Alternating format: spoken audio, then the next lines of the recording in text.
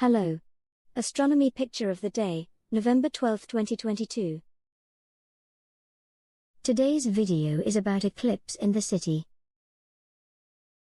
A darker moon sets over Manhattan in this night skyscape.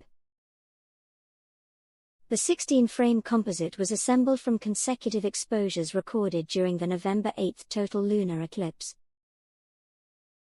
In the timelapse sequence, stars leave short trails above the urban skyline, while the moon remains immersed in Earth's shadow. But the International Space Station was just emerging from the shadow into the sunlit portion of its low Earth orbit. As seen from New York City, the visible streak of this ISS flyover starts near a star in Taurus and tracks right to left, through the belt of Orion and over Sirius, alpha star of Canis Major.